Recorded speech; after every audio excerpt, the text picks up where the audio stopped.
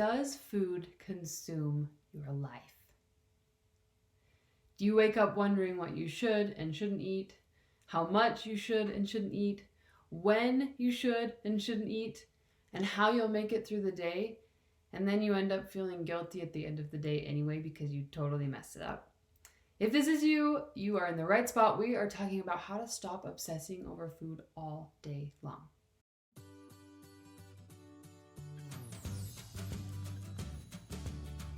And of course, I want to start with a story about, we'll call her Mary. She was bombarded by thoughts of food. It was constant. It had been part of her life for as long as she could remember. Her mom was constantly on a diet, constantly stressed about food, and it was just part of her life. And so as she grew into adulthood, it stuck with her. And food has become this burden, this obsession for her. But she had good intentions. She wanted to be healthy just like probably you do too. You want to be healthy. You want to lose the weight. You want to have the energy. Those are good things. Those are good intentions. And so we often start with these good intentions, and we have these good intentions, but they don't show up in that same way. We find ourselves obsessing over food all day long. So what did Katie do? I want to walk you through that. And ultimately, she found that learning to listen to her own body and her own needs was the answer to being able to release herself from that obsession and being able to just enjoy food as it is instead of obsessing about it every single day. And I'm going to walk you through 3 steps that helped her get there so that this can be your story too. That food freedom can be your story. And it's all about doing one thing: changing your food story.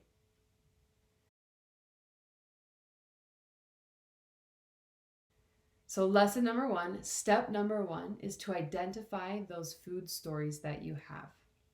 What are the things that you think about when it comes to food? Do you have stories like, I can't eat that, it's a bad food? Or I can't eat after 7, I will gain weight? Or I should always eat breakfast? What are those stories that you've created about food? Whether or not they're true, that's not the issue, but they're stories. They're stories that you've created, that you've made true in your life.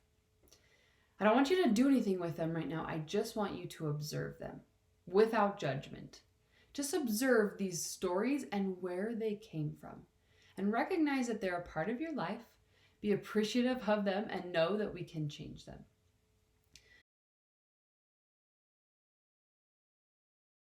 Step number 2 is to detach food from body image. This is a huge one. This is probably the biggest one.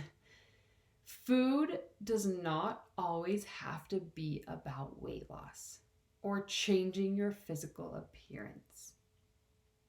Your value has nothing to do with the food you eat. And so often we place so much value on food for how we feel about ourselves and in our body. So I want you to remember this thing, this one thing. What I eat does not define who I am. Detach food from your body image. Number 3, this is one of my favorites. Don't should all over yourself. Okay, we're eliminating the shoulds and just observe. So much of our food obsession comes from what we think we should be doing. What if you eliminated that one word from your diet or food vocabulary? What would change? Eliminate your shoulds and just observe. So what I want you to do is take one day, just one day, and start listening to the stories that come into your mind about food. And then I want you to say one phrase. Hey, I know you. You're a food story. So identify it. Hey, I know you. You're a food story. And then remind yourself that today is not the day that you're listening to that food story, because it will not serve you. Hey, I know you. You're a food story. I'm not listening today. I'm going to proceed without guilt. And just see, just observe. Remember, we are here to observe and to learn how to listen to our own bodies and our own needs, just like Mary in her food freedom vision. So, recap really quick. 1, identify your food stories. Name them. Hey, I know you. You're a food story. Observe, and for one day, let them be. Let them have their place away from your day. Number 2 is detaching food from body image. Remind yourself that what I eat does not define who I am. And number 3, don't should all over yourself. Eliminate the shoulds and just observe. If you struggle with emotional eating in any way, please go take my free course. It's totally free to you. And we work on dealing with your attachment to food and emotions and how to deal with emotions without using food and feeling that guilt and that obsession that carries with you day after day. And if you loved this video, please share it with the women that you think could benefit from it. Please help me share this message for so many women who feel trapped in a food prison and want to find that food freedom. Thanks for being here. Go work on our action steps, and I will see you in another video.